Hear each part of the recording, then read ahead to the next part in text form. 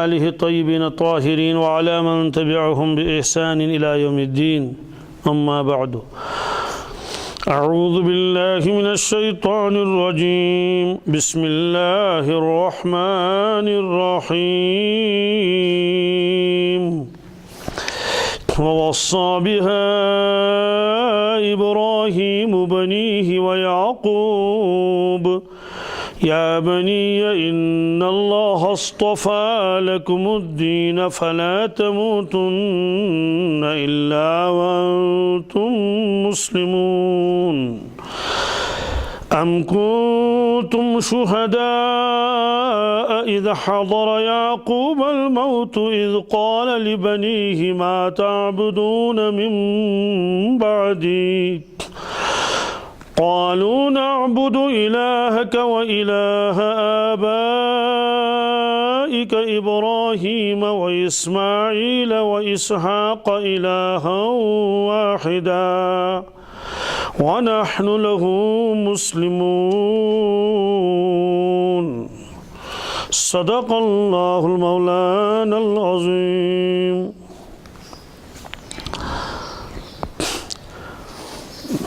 پہلے تو یہ بیان چل رہا تھا کہ حضرت ابراہیم علیہ السلام کعبۃ اللہ شریف کے تعمیر کے وقت اپنے لیے اور اپنی ذریت کے لیے دعائیں مانگ رہے تھے۔ انہوں نے ان کی دنیاوی زندگی کے لیے بھی دعائیں مانگی کہ دنیاوی زندگی بھی ان کی اچھی رہے، کھانے کے لیے پھل وغیرہ مل جائیں، اور ان کی دینی زندگی بھی بہترین ہو، اس کے لیے بھی دعائیں مانگی کہ یا اللہ میری ذریت کو اپنی فرمان بردار بنا، نافرمان مت بنا۔ اسی طرح سے ان کو سکھانے کے لیے اور سمجھانے کے لیے، تربیت کرنے کے لیے ایک بہت ہی عظیم الشان نبی صلی اللہ علیہ وسلم ان میں بھیج دیجیے، تاکہ ان کی صحبت کی برکت سے وہ لوگ اعلیٰ درجے پر پہنچ جائیں اور آپ کے برگزیدہ بندے بن جائیں۔ یہ دعا ابراہیم علیہ السلام مانگ رہے تھے۔ ان کی یہ دعا قبول ہو گئی۔ آگے پھر اللہ رب العزت نے فرمایا کہ ملت ابراہیمی سے روگردانی وہی کر سکتا ہے جو احمق و نادان ہو، کہ ایسی ملت کو وہی چھوڑ سکتا ہے جس کو اپنی نفع اور نقصان کا کوئی خیال نہ ہو۔ پھر ابراہیم علیہ السلام کی شان کا بیان ہوا کہ ہم نے دنیا میں اس کو منتخب کیا، وَلَقَدِ اصْطَفَيْنَاهُ فِي الدُّنْيَا، کعبۃ اللہ ان کے مبارک ہاتھوں سے اللہ تبارک تعالیٰ نے تعمیر کرایا اور ان کو ابو الانبیاء بنایا۔ ان کا تذکرہ تمام انسانیت میں جاری کر دیا، حتیٰ کہ بعض غیر مسلم بھی نسبت کرتے ہیں ابراہیم علیہ السلام کی طرف، یہاں تک کہ مکہ شریف کے مشرکین تو کہتے ہی تھے کہ ہم ملت ابراہیمی پر ہیں۔ ابراہیم علیہ السلام کا نام مبارک تمام لوگ احترام کے ساتھ لیتے ہیں۔ یہود نے ان کے اوپر کتابیں لکھی ہیں، نصارہ نے مستقل ان کے اوپر کتابیں لکھی ہیں ابراہیم علیہ السلام کی سیرت۔ وہ دنیا کا جو اس وقت مذاہب ہیں سب ابراہیم علیہ السلام کا احترام کرتے ہیں، یہود بھی، نصارہ بھی۔ ہم تو ہیں ہی، جیسے کہ ہم تو ان کی ملت پر ہیں، ملت ابراہیم پر۔ تو دنیا میں تو یہ ان کو اللہ تعالیٰ نے عطا فرمایا، وَإِنَّهُ فِي الْآخِرَةِ لَمِنَ الصَّالِحِينَ، آخرت میں وہ بہت اونچے درجے کے لوگوں میں سے ہوں گے، وہ صالحین میں سے ہوں گے آخرت میں۔ یہ صالحین اس لیے فرمایا کہ احترام کے باوجود بہت سارے بدبخت ایسے بھی دنیا میں گزرے ہیں جنہوں نے انبیاء علیہ السلام کے بارے میں بھی ایسی باتیں لکھی ہیں جو ان کو لکھنی نہیں چاہیے تھی۔ تو اس لیے اس کی تردید کے لیے فرمایا کہ وہ صالحین میں سے ہوں گے، آخرت میں بھی ان کا اونچا مقام ہوگا۔ پھر اس کے بعد وہ فرمایا کہ جب اللہ تبارک تعالیٰ نے انہیں فرمایا کہ اسلم، قال اسلمت لرب العالمین، بہرحال اس کی تشریح آ گئی۔ اب ابراہیم علیہ السلام دعائیں بھی مانگ رہے ہیں، محنت بھی کر رہے ہیں، اور آخری وقت میں اپنے اولاد کو وصیت بھی فرماتے ہیں۔ وَوَصَّى بِهَا إِبْرَاهِيمُ بَنِيهِ وَيَعْقُوبُ، ابراہیم علیہ السلام نے اپنے اولاد کو اسی دین حنیف کی وصیت اور نصیحت کی، تاکیدی حکم۔ اس سے پہلے آیا تھا کہ وصیت کے لیے اوصا بھی آتا ہے اور وصا بھی آتا ہے، لیکن قرآن پاک نے وصا فرمایا۔ فرماتے ہیں یعنی بذالک انہ عہد الیہم عہدا بعد عہد واوصا وصیۃ بعد وصیۃ۔ یہ علامہ ابن جریر کی عبارت ہے کہ وعدے کے بعد وعدہ، وصیت کے بعد وصیت، نصیحت کے بعد نصیحت، سلسلہ چل رہا تھا ابراہیم علیہ السلام۔ اور علامہ قرطبی نے فرمایا فیہ معنی تکثیر، یہ جو وصا کا لفظ آیا ہے اس میں تکثیر اور کثرت کے معنی ہیں، یعنی ابراہیم علیہ السلام نے صرف یہ نہیں کہ وفات کے وقت آپ نے وصیت کی، نہیں، یہ تو سلسلہ چل رہا تھا، وصیت کرتے رہتے تھے، وصیت کرتے رہتے تھے۔ ویعقوب، اور یعقوب علیہ السلام نے بھی آخری وقت میں یہی وصیت کی۔ تو یہ آخری وقت کا مطلب کیا ہے؟ آخری وقت کا مطلب یہ ہے کہ آخری وقت پر بھی ان کے ذہنوں میں یہی فکر سوار تھا کہ ہماری اولاد جو ہمارے بعد دین ہی کے اوپر رہے۔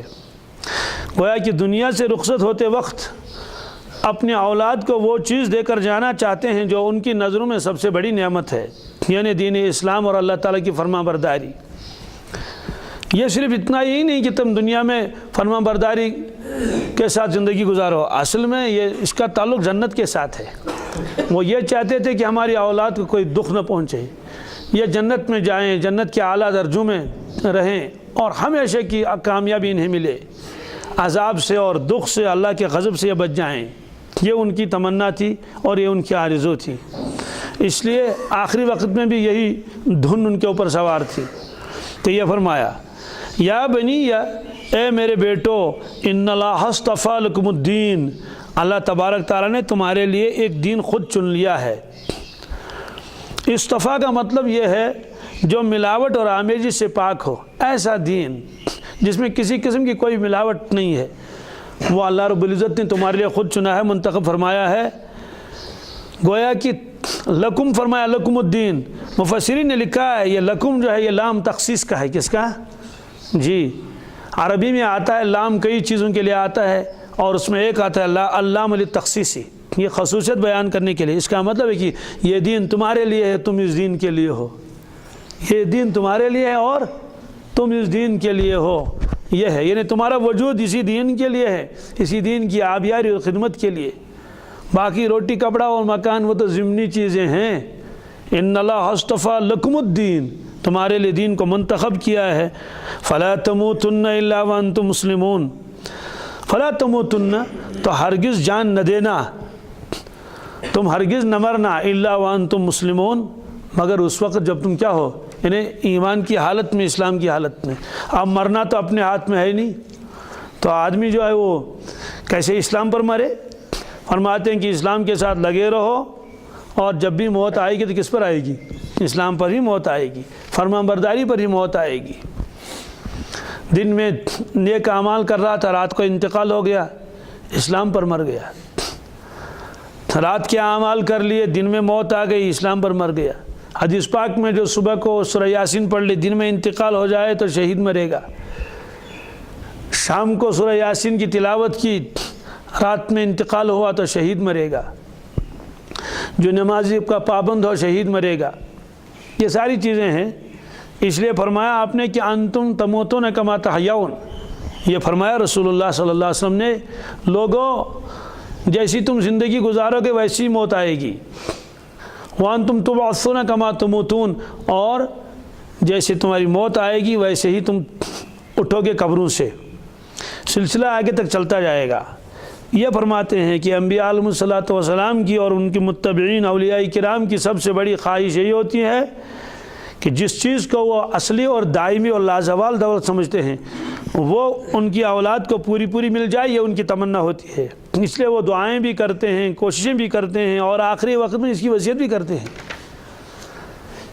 دنیا کے لیے بھی وہ دعائیں مانگتے ہیں، ان کے لیے کون باپ ایسا ہوگا جس نے اپنے اولاد کے لیے دعائیں نہیں مانگی ہوں گی؟ ابراہیم علیہ السلام نے کیا اپنے اولاد کے لیے دعا نہیں مانگی؟ رب اجعل هذا البلد آمنا، یا اللہ اس شہر کو امن والا بنا لیجئے، وارزقهم من الثمرات، ان کو پھل پھول ملنے چاہیے، یہ بھوکے پیاسے نہیں رہنے چاہیے۔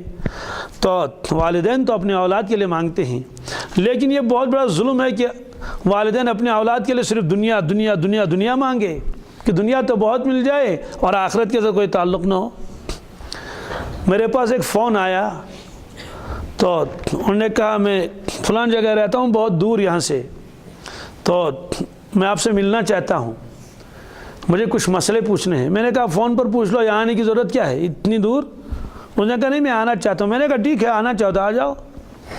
اور اس نے یہ بھی بتایا کہ میں ڈاکٹر ہوں، یعنی میرا پیشہ جو ڈاکٹری کا ہے۔ میں نے کہا بہت اچھا۔ اب میں نے دیکھا نہیں تھا، وہ آیا میرے پاس تو ملاقات ہو گئی۔ میں نے کہا کہ آپ کہاں سے تشریف لائے ہیں؟ انہوں نے کہا میں فلاں آدمی ہوں جس نے فون کیا تھا چند دن پہلے، میں فلاں ڈاکٹر صاحب۔ میں نے کہا ٹھیک ہے ڈاکٹر صاحب تشریف رکھیے بیٹھیے۔ اور اس کے بعد بہرحال تو میں نے ان سے پوچھا تھوڑی دیر کے بعد، کچھ چائے پانی وغیرہ کے بعد، میں نے کہا بہت دور سے آئے ہیں، مہمان ہیں، اکرام احترام تو ضروری ہے ہر مہمان کا۔ تو میں نے ان سے پوچھا کہ اچھا کیا بتانا چاہتے ہیں آپ؟ انہوں نے کہا یہ جب نکلیں گے تب میں اکیلے میں تنہائی میں بات کرنا چاہتا ہوں۔ میں نے کہا ٹھیک ہے۔ اور اس کے بعد کچھ مہمان تھے، یہ چلے گئے، طلباء تھے یہ پڑھ رہے تھے وہ چلے گئے، اب وہ میں دونوں تنہا رہے۔ مجھے کچھ مسائل پوچھنے ہیں۔ میں نے کہا کس کے بارے میں؟ انہوں نے کہا ایک مسئلہ تو مجھے اللہ تعالیٰ کے بارے میں پوچھنا ہے۔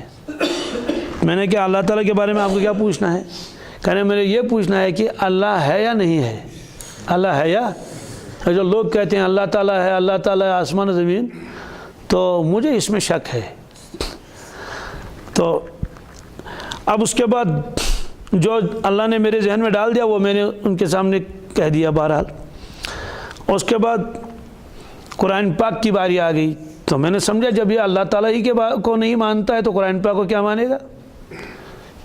جب صاحب کلام کو ہی نہیں مانتا تو کلام کو کیا مانے گا؟ میں نے اس کے بعد قرآن پاک کے بارے میں آپ کی کیا عقیدہ ہے، یہ اللہ کی کتاب ہے یا نہیں؟ جب وہ اللہ ہی کو مانتا نہیں تو کتاب کو کیا مانے گا؟ تو قرآن پاک کی اس نے کہا کہ مجھے اس پر یقین نہیں ہے، نعوذ باللہ من ذالک۔ پھر اس کے بعد میں نے رسول اللہ صلی اللہ علیہ وسلم کا نام لیا۔ میں نے کہا حضور پاک صلی اللہ علیہ وسلم کے بارے میں آپ کا کیا عقیدہ اور کیا خیال ہے؟ اس پر وہ خاموش رہا، یعنی گویا کہ وہ کہنا نہیں چاہتا تھا کہ نعوذ باللہ من ذالک میں ان کا بھی انکار کرتا ہوں۔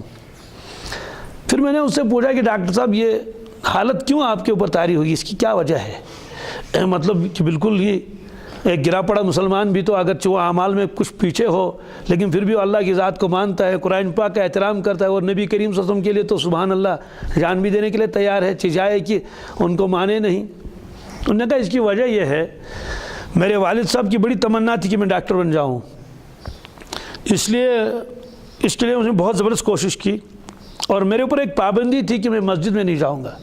یہ پابندی بچپن سے تھی، نہ کسی دینی کتاب کو ہاتھ لگاؤں، نہ کسی وعظ و تبلیغ کی مجلس میں جاؤں، نہ کسی عالم سے ملاقات کر لوں، بس صرف سکول اور ٹیوشن اور سکول اور ہوم ورک، بس میں اسی میں لگا رہا یہاں تک کہ مجھے سیٹ مل گئی ڈاکٹری کی۔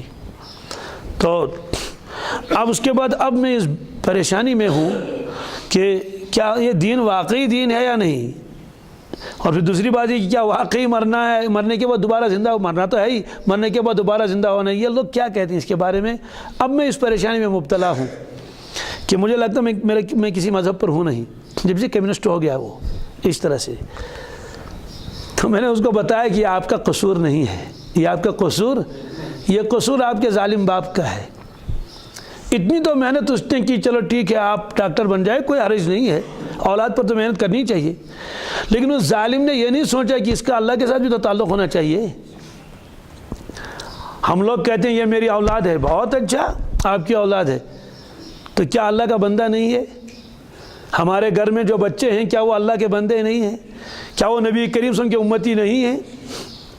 بچہ پیدا ہو گیا ٹھیک ہے، ہمارا تو ہے، ہمارا بچہ ہے، لیکن سب سے پہلے تو یہ اللہ تبارک تعالیٰ کا بندہ ہے جس نے اس کو دنیا میں بھیجا، اس کے بعد یہ امتی ہے رسول اکرم صلی اللہ علیہ وسلم کا۔ اس لیے جب بچہ پیدا ہوتا ہے نہ باپ کا تعارف، نہ ماں کا تعارف، نہ دادا کا تعارف، کسی کا تعارف نہیں، اور اس وقت تعارف کیا جاتا اللہ تبارک تعالیٰ کا، کہ اس کے کان میں اذان دی جاتی ہے، ایک کان میں تکبیر پڑھی جاتی ہے، اللہ رب العزت کا تعارف، رسول پاک صلی اللہ علیہ وسلم کا تعارف، اور مقصد زندگی حی علی الصلاح، آ جاؤ نماز پڑھ لو، حی علی الفلاح، تو کامیابی ہے۔ میں نے کہا تو ظالم بیچارہ تھا تمہارا باپ۔ بہرحال پھر اس کے بعد کچھ کلمات میں نے ان کو بتا دیے، میں نے کہا یہ کلمات پڑھتے رہو اور ملتے رہو، اور اس کے بعد میں نے ان کے لیے دعائیں کی۔ میں نے کہا یا اللہ یہ خود بھی پریشان ہے، اس کے ظالم باپ نے اس پر بہت ظلم کیا ہے، اس کی دنیا تو چند دن کے لیے تو بن گئی، لیکن یہ بیچارہ کسی کام کا رہا نہیں۔ آپ سمجھ رہے ہیں میری بات کو؟ نہیں، ایسے ظالم آپ کو دنیا میں بہت ملیں گے جی، اس لیے کہ پبلک کے ساتھ الیک سلیک تو رہتا ہے نا۔ کتنے نوجوان ایسا فون کرتے ہیں کہ ہمیں پابندی ہے مسجد میں جانے کی، مول ونان ہے گوڑ کار ژٕ کینٛژھا پتہ بوزو، دین تہِ گوٚو پوٚزُے پتہ بوزو، انہیں فی الحال چھنہٕ نماز پڑھنے ضرورت، اگر انتقال ہو گیا تو کیا ہو جائے گا؟ اس لیے کہ بہت سارے لوگ تو پڑھائی کے دوران بھی مر گئے۔ ایک شخص سعودی عربیہ گیا، ابھی پہلا ہی سال تھا، وہاں جاب کر رہا تھا، تو انتقال ہو گیا، وہاں سے ان کی ڈیڈ باڈی آ گئی۔ اب والد صاحب نے اور والدین نے بڑے بڑے پلان بنا رکھے تھے کہ اب وہ وہاں سے بوریوں کے بورے پیسے بھیجے گئے یہاں، اور یہ بنائے گئے وہ بنائے گئے بلڈنگ بنائیں گے، وہاں سے لاش آ گئی۔ تو ٹھیک ہے پڑھانا منع نہیں ہے، اولاد کے لیے محنت کرنی چاہیے کہ یہ بھیک نہ مانگے، کل کسی کے محتاج نہیں رہیں گے۔ تو اللہ کے نبی نے خود فرمایا، ایک شخص نے کہا یا رسول اللہ صلی اللہ علیہ وسلم میں اپنی ساری جائیداد کو تقسیم کرنا چاہتا ہوں، آپ نے فرمایا اپنے اولاد کے لیے کیا رکھو گے؟ اس نے کہا سب اللہ کے راستے میں۔ آپ نے فرمایا بالکل نہیں، فرمایا کہ تمہارے بعد تمہارے بچے لوگوں کے دروازوں پر جائیں گے اور کہیں گے بھائی تم روٹی کھلاؤ، فرماتے ہیں کہ اس سے بہتر تو یہ ہے کہ تمہارے اولاد تمہاری اس جائیداد پر کیا کر لیں، آرام کر لیں اس پر، اور اس سے وہ اپنا گزارا پورا کر لیں، تو سب بیچ دے دو گے؟ آپ نے منع فرمایا۔ اس طرح سے انبیاء علیہ الصلوۃ والسلام نے اپنی اولاد کے لیے دنیا بھی مانگی ہے، انہیں دنیا کی چیزیں بھی مانگی ہیں، آرام و راحت و آسائش۔ کیا ابراہیم علیہ السلام نے یہ نہیں فرمایا اس شہر کو امن والا بنا دے؟ امن کا تعلق تو ظاہر سی بات ہے اولاد کی راحت کے ساتھ ہے نا۔ کیا انہوں نے پھل فروٹ نہیں مانگے؟ تو جب خلیل اللہ نے ایسے مانگے، ورنہ یہ کہتے ہیں اللہ آپ رزاق ہیں، آپ دے دیں گے خود ہی نہیں، فرمائیں گے اللہ دے دیجئے ان کو، وارزقہم من الثمرات، لوگوں کے دلوں کو نرم کر لیجئے، اور وہ لوگ آئیں گے، فجعل افئدۃ من الناس تہوی الیہم وارزقہم من الثمرات، یہ فرمایا یجبا الیہم کل شیء، ہر چیز یہاں آ جائے، یہ آرام کر لیں۔ یہ تو ابراہیم علیہ السلام خلیل اللہ نے مانگا ہے، لیکن کیا دوسرا پہلو نظر انداز ہوا؟ ہرگز نہیں۔ وفات کے وقت انہوں نے نصیحت کی کہ دیکھو بیٹے، اللہ تعالیٰ نے تمہارے لیے ایک دین منتخب کیا ہے، یہ دین تمہارے لیے ہے اور تم اس دین کے لیے ہو، فلا تموتن الا وانتم مسلمون۔ دیکھو ہماری آنکھیں تب ٹھنڈی ہو جائیں گی جب تمہارا انتقال اسلام پر ہو جائے گا، جب تمہارا انتقال آ کے ہم سے ملو گے، ورنہ باپ تو جائے جنت میں، اولاد جائے دوزخ میں، تو اس باپ کو کیا سکون ملے؟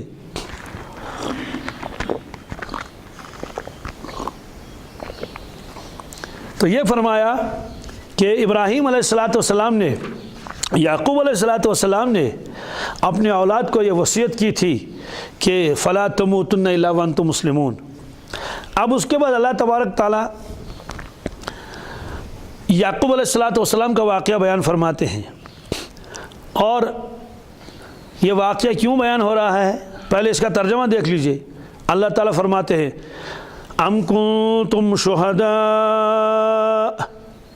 کیا آپ لوگ اس وقت گواہ تھے، اس وقت موجود تھے، اذ حضر یعقوب الموت، جب یعقوب علیہ السلام کو آخری وقت آ گیا، یعنی وفات کا وقت، اذ قال لبنیہ ما تعبدون من بعدی، جب انہوں نے اپنی اولاد کو جمع کیا اور ان سے کہا میرے بعد میں تم کس کی عبادت کرو گے؟ یہ کیوں فرمایا کیا تم اس وقت موجود تھے؟ اصل میں یہود نے کیا کیا خرافات یعقوب علیہ السلام کی طرف منسوب کیے ہیں۔ کبھی تو کہتے تھے کہ یعقوب علیہ السلام نے ہمیں وصیت کی ہے آخری وقت میں کہ ہمیشہ یہودیت پر ہی رہنا ہے، کس پر رہنا، اور کسی نبی کو ماننا نہیں جو دوسرے قوم سے آ جائے، دوسرے قبیلے سے، کبھی یہ کہتے تھے، اور کیا کیا خرافات ان کی طرف منسوب کر لیے۔ تو یہ خاص طور سے کہتے تھے یعقوب علیہ السلام نے ہم کو آخری وقت میں وصیت کی ہے کہ تم بس یہودی رہنا اور کسی کی بات نہ ماننا۔ اللہ تعالیٰ فرماتے ہیں اے یہود، کیا تم اس وقت گواہ تھے، کیا تم اس وقت موجود تھے جب یعقوب علیہ السلام وصیت کر رہے تھے اپنے اولاد کو؟ آپ لوگ تھے اس وقت؟ جب نہیں تھے تو پھر بلا وجہ کیوں ایسی بات کہتے ہو؟ تو پھر اللہ رب العزت فرماتے ہیں انہوں نے کیا فرمایا تھا اس وقت ہم بتاتے ہیں، کیونکہ اللہ تبارک تعالیٰ کو تو معلوم ہے۔ ایک تو یہ، دوسرا یہ حکم اس امت کو بھی ہے، گویا دوسرے لفظوں میں اللہ تعالیٰ فرمانا چاہتے ہیں اے محمد صلی اللہ علیہ وسلم کی امت، تم تو اس وقت تھے نہیں جب یعقوب علیہ السلام کا آخری وقت آ گیا تھا، ہم تھے، ہم آؤ ہم تم کو سنا لیں گے اس وقت کیا گفتگو ہوئی تھی یعقوب علیہ السلام ان کے اولاد کے درمیان، بہت عجیب و غریب گفتگو ہے، آؤ سن لو تم بھی۔ یہ بتایا تو وہ گفتگو کیا تھی؟ وہ یہی گفتگو تھی کہ آخری وقت میں جب کوئی آدمی مرنے کے قریب ہوتا ہے تو اپنی اولاد کو جمع کر کے لاتا ہے تو ان سے کہتا ہے کہ بیٹو دیکھو آپس میں اچھی طرح رہنا، میں نے بہت محنت کی ہے اور میں نے وہ مکان بنایا ہے، میں نے یہ کمپلیکس بنایا ہے، اب تم اس کا خیال رکھ لینا اور وہ کر لینا۔ یہ بہت زیادہ زور لگا کر یہ کہے گا آپس میں اتفاق سے رہنا، یا بیننتی وجہ مزمز پرسن، کیا یہی تو پوچھے گا نا، اور کیا کہے گا؟ ہے بیننتی پریز جو میں تھے تو دکان تی بنائیت میں کرو وار یا مزور تی کرم من محنت کرم من تھے جوات خبر گیری، یہی تو کہے گا۔ تو اللہ تعالیٰ فرما دے سنو یعقوب علیہ السلام کیا فرما گئے تھے۔ آخری وقت میں یعقوب علیہ السلام نے نہ تو دکانوں کی بات کی، نہ تو جائیداد کی بات کی، اور نہ تو کھیت کی بات کی، کوئی بات نہیں کی۔ آخری وقت میں حضرت نے فرمایا بیٹو جمع کر کے لائے، فرمایا دیکھو میں جا رہا ہوں دنیا سے، اب میرا جو وقت قریب آنے والا ہے، لیکن میں یہ چاہتا ہوں کہ آپ کی زبان سے پہلے میں سن لوں، آؤ میرے سامنے اقرار کرو اس بات کا، مجھے جواب دو۔ کیا جواب دیں گے؟ یہ آیا اس میں ام کنتم شہداء، کیا آپ لوگ موجود تھے اذ حضر یعقوب الموت، جب یعقوب علیہ السلام کو موت کا وقت آ گیا، اذ قال لبنیہ ما تعبدون من بعدی، جب آپ نے اپنے اولاد سے فرمایا تھا ما تعبدون من بعدی، میرے بیٹو میرے بعد میں کس کی عبادت کرو گے؟ کس کی؟ مجھے بتاؤ بندگی کس کی کرو گے؟ حالانکہ ان کے اولاد میں سے تو اسحاق علیہ السلام بھی ہے، اور یہ یوسف علیہ السلام بھی، 12 بیٹے تھے، کل آیا اس کا تذکرہ، یوسف علیہ السلام ان کے اولاد میں سے ہیں، ایک نبی بھی وہاں ہے، اللہ اکبر، پھر بھی فرماتے ہیں کہ مجھے بتاؤ میرے بعد میں کس کی عبادت کرو گے؟ اصل میں بتانا یہ ہے کہ ہر باپ یہی فکر لے کر جائے کہ میرے بعد میں میری اولاد کا کیا ہوگا۔ دنیا تو بہت ملے گی، وہ تو مقدر ملے گی، کوئی وصیت کرنے کی ضرورت نہیں ہے۔ میرے بیٹو کھاؤ گے کیا خریدو گے؟ تمنتا کی پانے سو رہی، تمنتا کی کیا سانیو پرانیو کو توگنا یاد تمن کت تجے سیمٹی بلڈنگ بنائی تم تمن تک کت تجے گاڑی انیا شین تم سنگ ون اس سوچ خدائن قالین تھی۔ تو دنیا تو اللہ تبارک تعالیٰ تو بھیج ہی دے گا، وہ تو مقدر ہے۔ اصل فکر تو دین کی ہے، کیا ہمارے بعد میں یہ دین پر رہیں گے یا؟ اس لیے کہ اللہ تعالیٰ بچائے بڑے بڑے پیر خاندان، بڑے بڑے اونچے درجے کے جو خاندان والے جو دیندار سمجھے جاتے تھے، اس کے بعد ان کے گھروں میں دین کچھ نہیں رہا اور وہ صفر پر پہنچ گئے۔ کوئی تو کمیونسٹ بن گیا، اور کوئی تو کرسچن بن گیا، اور کوئی تو بالکل بے دین بن گیا، کوئی تو کن خرافات میں لگ گیا، اور جب دیکھیں اس کا دادا تو اس درجے کا تھا، اس کا باپ تو اس درجے کا تھا، اس کے خاندان میں اتنے اہل اللہ آئے تھے، اب آگے دیکھتے ہیں تو صفر ہے۔ تو یہ فرمایا گویا کہ ہر باپ اس کی فکر کرے کہ میں تو جا رہا ہوں دنیا سے، لیکن میری اولاد دین پر رہے۔ کس پر رہے؟ دین پر رہے، یہ فکر ہوتی ہے۔ اس لیے ایک حدیث پاک میں ہے، اللہ کے نبی صلی اللہ علیہ وسلم فرمایا اپنے اعمال کو درست کر لو۔ کیا کر لو؟ کیوں؟ تمہارے اعمال برزخ میں تمہارے آبا و اجداد کے سامنے پیش کیے جاتے ہیں، ان کو دکھایا جاتا ہے یہ دیکھیے تمہاری اولاد۔ تو اگر اولاد دیندار ہے اور نیک ہے تو ارواح خوش ہوتے ہیں کہ الحمدللہ ہماری اولاد تو دین پر ہے، آ کر ہم سے ملے گی، ان کے لیے جنت اور جنت کے اعلیٰ درجے اور عیش اور راحت ہے اور ابداً ابدا۔ اور اگر دیکھتے ہیں کہ ہماری اولاد تو بے دین ہو گئی ہے، یہ تو بے نمازی ہیں، یہ تو شراب پینے میں لگ گئے، یہ تو اور دوسرے خرافات میں لگ گئے ہیں، تو ارواح کو دکھ ہوتا ہے کہ یا اللہ ہم کیا کریں، ہماری اولاد تو دین سے کیا دور ہو گئی۔ یہ فرمایا۔ تو ظاہر سی بات ہے جب ایک مسلمان اونچے درجے کا نہیں درمیانہ درجے کا مسلمان بھی جب اپنی اولاد کے دین کے لیے فکر کرتا ہے تو یعقوب علیہ السلام نے فکر کی ہوگی نہیں ہوگی؟ کتنی محنت کی ہوگی، اس لیے وہ بھی اولاد تھے. انہوں نے جواب دیا کیا؟ قالوا نعبد الہک، کہنے کہ ابا جان آپ دل مطمئن رکھ لیجئے، ہم عبادت کریں گے آپ کے پروردگار کی. کس کی؟ اللہ نہیں فرمایا اور کچھ نہیں فرمایا، آپ کے پروردگار کی، جس کی آپ عبادت کرتے ہیں اسی کی ہم عبادت کریں گے، آپ مطمئن رہیے. اور ساتھ میں فرمایا وہ الہ آبائک، اور آپ کے جو باپ دادا ہیں اس پروردگار کی ہم عبادت کریں گے. گویا کہ آپ کے رب کی عبادت کریں گے اور وہ اللہ رب العزت ہیں، اور آپ کے آبا و اجداد کی رب کی عبادت کریں گے اور وہ بھی وہی مسلمان تھے.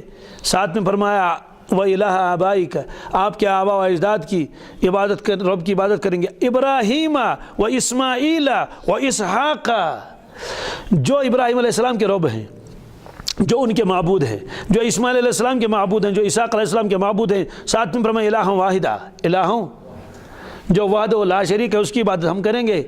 والد گرامی آپ اطمینان رکھیے، 100% مطمئن رہیے. وَنَحْنُ لَهُ مُسْلِمُونَ، ہم سب کے سب مسلمان ہیں، فرما بردار ہیں، ہم اللہ کی نافرمانی نہیں کریں گے، آپ مطمئن رہیے. آپ مجھے بتائیے یعقوب علیہ السلام کو کتنی خوشی ہوئی ہوگی. حالانکہ اس کا تو مختصر جواب تھا ہم اللہ کی عبادت کریں گے، بات ختم. نہیں، پورا وثوق بتانے کے لیے، جتانے کے لیے اور پورا اعتماد ظاہر کرنے کے لیے، تاکہ حضرت کو بالکل پورا سکون مل جائے کہ حضرت آپ کے پروردگار کی عبادت کریں گے، آپ کے آبا و اجداد ابراہیم علیہ السلام، اسحاق علیہ السلام، اسماعیل علیہ السلام کے رب اور معبود کی عبادت کریں گے جو اکیلا رب ہے. وَنَحْنُ لَهُ مُسْلِمُونَ، ہم سب فرما بردار ہیں اس کے. یہ جواب دیا. حضرت مولانا ابوالحسن علی میاں ندوی علیہ الرحمہ نے ایک مرتبہ فرمایا، اگر دنیا کے لوگ ایک بہترین کوئی جیسے کیلنڈر آپ بناتے ہیں تو اس میں سب لکھ لیں گے جو بھی لکھنا ہو، تو اس کے بعد وہ کہیں گے کہ آپ کو ایک سطر، آپ کے لیے ایک سطر چھوڑی ہے، جو لکھنا چاہو لکھو، جو لکھنا چاہو. تو یہ انہوں نے فرمایا کہ اگر مجھ سے یہ کہا جائے، اس کا مفہوم یہ ہے، پوری عبارت تو مجھے یاد نہیں ہے لیکن مفہوم یہی ہے کہ اگر مجھے کہیں گے کہ بھئی ایک سطر اس میں باقی رہی ہے، جو کچھ لکھنا ہو لکھنا ہو، ایک سطر سے زیادہ اس میں گنجائش بھی نہیں، اب اس ایک سطر میں کیا لکھوں گا تمہیں. تو فرماتے ہیں کہ اگر مجھے اجازت دے دی جائے کہ میں کیا لکھوں تو میں یہ سطر نیچے لکھ دوں گا، ما تعبدون من بعدی، ما تعبدون، بتاؤ میرے بعد میں تم کس کی پرستش کرو گے. بس یہ ایک سطر لکھ کے ختم کر لوں گا. یہ ہے. تو یہ فرمایا کہ میں یہ سطر لکھ دوں گا. اور اکابر کے اوپر ایک کیفیت طاری ہوتی ہے. اس سے پہلے جو آیا تھا ان اللہ اصطفیٰ لکم الدین فلا تموتن الا وانتم مسلمون، کتابوں میں لکھا ہے اس آیت کے اوپر اکابر نے گھنٹوں رویا ہے. کیا؟ اور انہوں نے دعائیں کی ہے کہ یا اللہ یہ آیت زندگی بھر ہمارے ذہن میں رہے اور مرتے وقت بھی یہی ہماری زبان سے نکلے. کیا ہے اس کا؟ لوگوں، اللہ نے تمہارے لیے ایک دین بنایا ہے، منتخب کیا ہے، تو تم بجز اس دین کے اور کسی پر جان نہ دینا. اور کسی پر جان، فرماتے ہیں کہ بس جی چاہتا ہے کہ اسی آیت کو ورد زبان رکھیں اور وفات کے وقت بھی یہی زبان سے نکلے. یہ بعض لوگوں نے تمنا کی ہے کہ بس دین تمہارے لیے اللہ نے منتخب کیا ہے، اب دوسرے کسی انتخاب کی کوئی ضرورت نہیں، اللہ کا انتخاب ہے. اب کیا کرنا، بس مرو اسی پر، جیو اسی پر، رہو اسی کے لیے، جیو اسی کے لیے. تو یہ جینا اور مرنا ہو بس دین کے لیے ہو، یہ فرمایا. اب اس میں بہت علمی نکتے ہیں کہ یعقوب علیہ السلام کی اولاد، ان کا تو اسحاق علیہ السلام تو ان کا تو دادا تھا ہی، لیکن انہوں نے اپنے دادا کے ساتھ آبا و اجداد کے اسماعیل علیہ السلام کو بھی جوڑ دیا. حالانکہ تو وہ تو چچا تھے نا یعقوب علیہ السلام کے. اس کا جواب یہ ہے کہ چچا بھی باپ کے درجے میں ہے. چچا بھی کس کے درجے میں؟ اس لیے آبا و اجداد میں چچا بھی داخل ہوتا ہے. اور یہ حدیث پاک میں ہے. حضرت نبی اکرم صلی اللہ علیہ وسلم نے فرمایا کہ میرے خاندان والے تو سب تو چلے گئے دنیا سے، میرے آبا و اجداد، لیکن حضرت عباس رضی اللہ تعالیٰ عنہ کی طرف اشارہ کر کے فرمایا ھذا بقیت آبائی، ھذا بقیت، بس میرے باپ داداؤں میں آپ تو یہی ہے. حالانکہ حضرت عباس نہ باپ تھے نہ دادا تھے، وہ تو کیا تھے، وہ تو چچا تھے نا، لیکن آپ نے فرمایا ھذا بقیت آبائی. تو اس سے بہت سارے لوگوں نے استدلال کیا ہے کہ چچا بھی جو ہے یہ بھی گویا کہ آبا و اجداد میں ہی شمار ہوتا ہے، اس لیے کہ چچا جو ہے یہ جز الجد ہے. کیا ہے؟ جز الجد کے معنی ہے کہ دادا کا ایک جز تو یہ بھی ہے، ایک جز تو باپ ہے، ہمارا باپ ایک جز تو وہ ہے کیونکہ وہ تو باپ کا جز ہے نا، اور یہ ہے کیا ہے جز الجد، ہمارے دادا کا ایک جز تو یہ بھی ہے، اور یہ ہے سن الاب، کیا ہے سن الاب کے معنی آتے ہیں یہ باپ کے ساتھ ایک ملی ہوئی ایک شاخ ہے، تو یہ آپ نے فرمایا اس الہ واحدہ، اور وضاحت کر لی کہ وہ اکیلا پروردگار ہے، وَنَحْنُ لَهُ مُسْلِمُونَ، اور ہم سب اس کے مسلمان ہیں۔ یہ جواب دیا اللہ تبارک تعالیٰ نے قرآن پاک میں یہود کو کہ دیکھو اے یہود، ابراہیم علیہ السلام نے اور یعقوب علیہ السلام نے آخری وقت جو وصیت فرمائی تھی اپنے اولاد کو، وہ وصیت یہ تھی کہ تم اسلام پر مر لینا۔ کس پر؟ یہ کیا تم کہتے ہو کہ انہوں نے کہا تھا کہ ہمیشہ یہودی رہنا، یہ تو تم غلط کہتے ہو، تم الزام دیتے ہو یعقوب علیہ السلام کو، اور وہ اس سے بری ہیں۔ آپ پھر اللہ تبارک تعالیٰ فرماتے ہیں یہود کی ایک اور جو ہے وہ برائی ہے کہ وہ اس غمنڈ میں تھے کہ بھائی ہمارے آبا و اجداد تو انبیاء علیہ السلام تھے، ہمیں کچھ کرنے کی کوئی ضرورت نہیں ہے۔ اس کا جواب آگے والی آیتوں میں ہے۔ اچھا، اسحاق علیہ السلام کی وصیت بھی ہے، قصص الیہود ایک کتاب ہے اس میں ہے، وہ عبارت میں پڑھ کے سناتا ہوں۔ جب اسحاق نے دیکھا کہ ان کا وقت موعود آ پہنچا تو انہوں نے اپنے دونوں بیٹوں کو اپنے پاس بلایا، اسحاق علیہ السلام نے، اور کہا کہ میں تمہیں خدا تعالیٰ کا واسطہ دیتا ہوں جس کی صفات علی ہے، عظیم ہے، قیوم ہے، عزیز ہیں، اور جو آسمان و زمین اور ان کے درمیان کی ہر چیز کا خالق ہے، کہ تم خوف اسی کا رکھنا اور عبادت اسی کی کرنا۔ معلوم ہے کہ اسحاق علیہ السلام نے بھی اس وقت کیا وصیت کی تھی اپنے اولاد کی، یہ وصیت کی تھی، اور تورات میں موجود اس وقت بھی ہے۔ عبارت میں سناتا ہوں کیا، یعقوب علیہ السلام نے اپنی وفات سے قبل اپنے بیٹوں کو یہ 3 احکام دیے۔ کتنے احکام؟ دیکھو، بت پرستی نہ کرنا، بت پرستی۔ نمبر 2، خدا کی بے حرمتی نہ کرنا، خدا کی بے حرمتی، خدا اس کرنے بے حرمتی کی، یعنی ان کے نام کا بھی احترام کر لینا، ان کے احکامات کا بھی کیا احترام کر لینا۔ نمبر 3، میرے جنازے کو کوئی کافر ہاتھ نہ لگانے پائے، میرے جنازے کو کوئی ہاتھ لگانے نہ پائے یہ۔ اور دوسری کتاب ہے وہ قصص الیہود ہے، اس میں یہ عبارت ہے، یعقوب علیہ السلام اپنے بیٹوں سے کہا تھا کہ نہیں کہا تھا، یہ تو چونکہ اس کی عبارت ہے نا، قرآن پاک کی عبارت نہیں ہے، کیا مجھے اندیشہ ہے کہ تم میں سے کوئی بت پرستی کا میلان رکھتا ہے۔ اس کے جواب میں 12 بیٹوں نے کہا، سن اے اسرائیل، ہمارے باپ، ہمارا خدا وہی خدا لم یزل ہے، جس طرح تیرا دلی ایمان ایک خدا پر ہے اسی طرح ہم سب کا دلی ایمان ایک خدا پر ہے۔ تو یہ اس کی تصریح کی تھی، انہوں نے یہ کی تھی۔ تو اب اللہ تبارک تعالیٰ فرماتے ہیں تِلْكَ أُمَّةٌ قَدْ خَلَتْ لَهَا مَا كَسَبَتْ وَلَكُمْ مَا كَسَبْتُمْ وَلَا تُسْأَلُونَ عَمَّا كَانُوا يَعْمَلُونَ۔ تِلْكَ أُمَّةٌ قَدْ خَلَتْ، فرماتے ہیں کہ وہ ایک جماعت تھی تو گزر چکی، وہ ایک جماعت تھی، یعنی مطلب تو یہ ہے کہ ان کے فضائل اور ان کے کمالات ان کے ساتھ گزر گئے، چلے گئے، اب آپ صرف ان کے نام گنواتے ہو۔ کیا گنواتے ہیں؟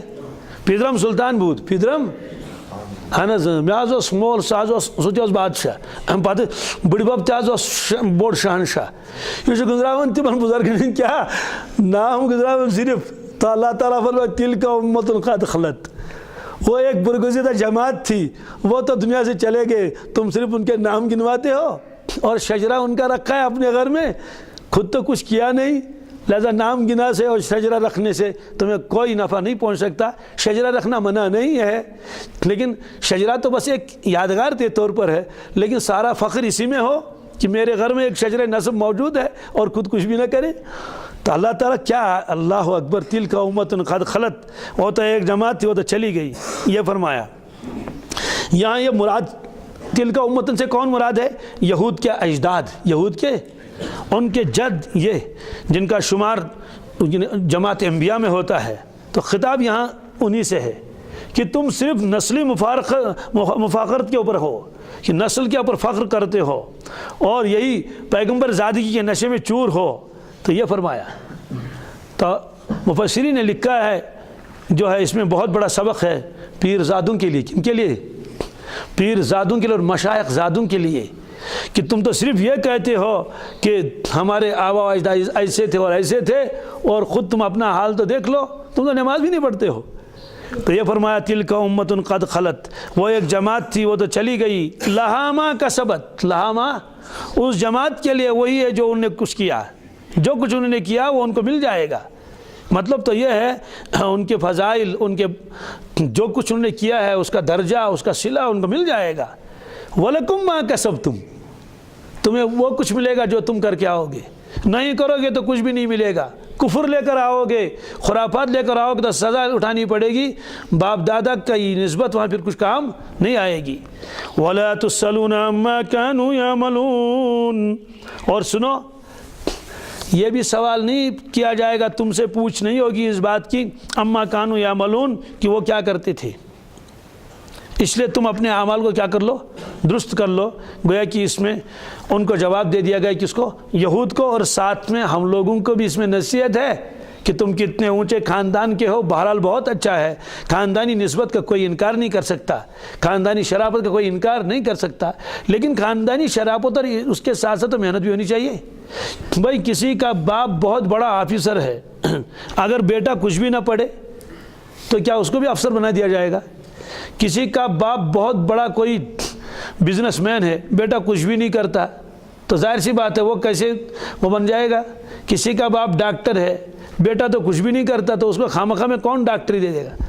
تو اس طرح سے فرمایا کہ تمہارے آبا و اجداد چاہے کتنے بزرگ ہوں، اونچے درجے کے ہوں اور صاحب کمال ہوں اور ان کی فضیلتیں ہوں، لیکن تمہیں تب کچھ ملے گا جب تم کچھ خود کر لو گے. صرف فخر کرو گے، اس فخر سے کوئی وہ کام آگے حل ہونے والا نہیں ہے. یہ فرمایا اس میں.